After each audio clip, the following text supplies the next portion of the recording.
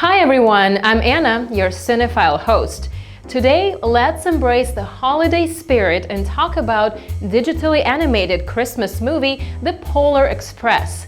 Based on a beloved children's book by Chris Van Allsburg, the movie depicts a boy on the verge of one of the great tragedies of adolescence, the loss of belief in Santa Claus.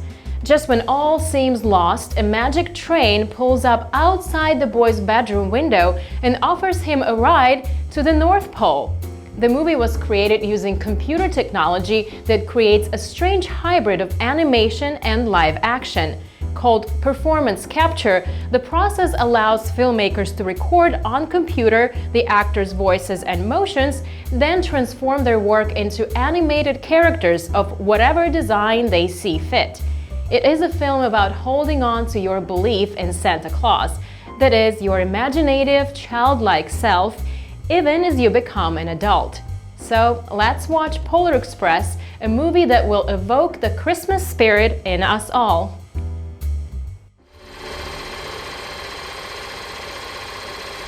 On the night of Christmas Eve in the late 1950s, a boy becomes skeptical of the existence of Santa Claus. He has come to the age where he no longer believes in Santa. Struggling to fall asleep, he witnesses a steam locomotive arrive on the street and goes outside to examine it. The conductor introduces the train as the Polar Express, bound for the North Pole. Well, you coming? Where? Why, to the North Pole, of course! This is the Polar Express! Initially reluctant, the boy jumps aboard as the train departs. The boy meets other children on board, including a girl and a know-it-all kid. When the train goes to pick up Billy, the lonely boy, the hero boy applies the emergency brakes to let Billy on board, who at first declined to board but changed his mind. As Billy sits alone in the train's observation car, hot chocolate is served in the passenger car, and the girl stows away a cup for Billy. I don't think we're supposed to leave our seats.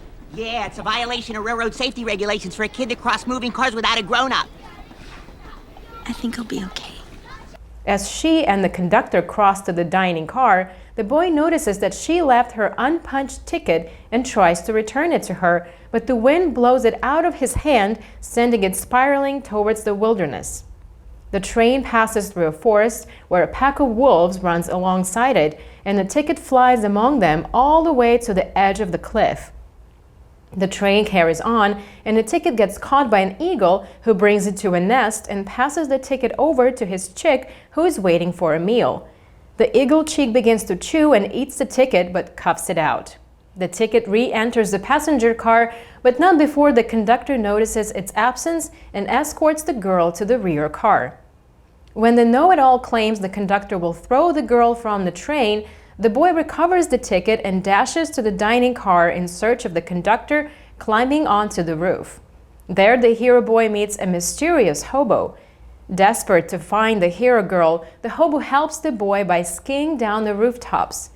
The hero boy jumps into the coal tender of the locomotive right before they reach Flat Top Tunnel and finds the girl driving the train while the engineers Steamer and Smokey replace the headlight. The boy applies the brakes and the train stops coming across a herd of caribou blocking the tracks. The conductor pulls Smokey's beard, causing him to let out animal-like noises, and the caribou herd strolls away. The hero boy returns the hero girl's lost ticket for the conductor to punch. The train finally reaches the North Pole. The conductor announces that one of the lucky children will be chosen to receive the first gift of Christmas from Santa himself. The kids form lines while the hero boy and hero girl see Billy depressed and alone in the observation car. They try to persuade him to come along, but the boy accidentally uncouples the car, sending it back along the line to a railway turntable in Santa's workshop. The children make their way through an elf command center and a gift sorting office before being dumped into a giant sack of presents. A bell flies loose from the galloping reindeer's reins. The boy initially cannot hear it ring until he finds it within himself to believe. He shows the bell to Santa, who selects him to receive the first gift of Christmas. Santa agrees to let him keep the bell, and the boy places it in his pocket. This bell is a wonderful symbol of the spirit of Christmas, as am I. Just remember, the true spirit of Christmas lies in your heart.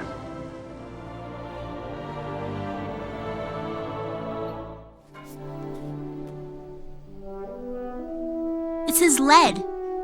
Like lead balloon. I believe it also was pronounced lead, as in leader, leadership. Lead the way. Follow you anywhere, ma'am. The children prepare to head home. They request the hero boy to show the bell, but he finds that the bell fell through the hole in his pocket. Though devastated for the loss, he regains his spirit after finding out that Santa has been to Billy's house.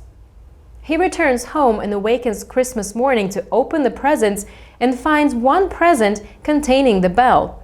He and his younger sister Sarah joyfully ring the bell, while the parents, not believing in Santa, regretfully say that the bell is broken. The boy reflects on his friends and sister growing deaf to the bell as their belief faded. However, the bell still rings for him, as it will for all who believe.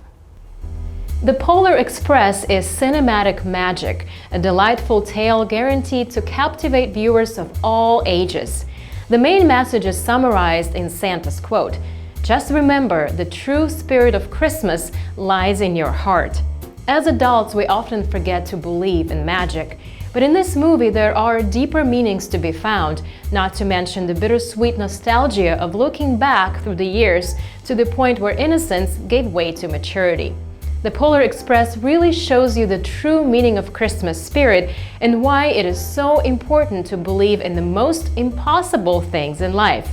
The most real things in the world, the ones really worth believing in, are those we cannot see. Mystery trumps reason and brings joy to the heart. Now there's something to celebrate. I'm your host Anna, and I hope you enjoyed this episode. You can find more on Funday website. Happy holidays!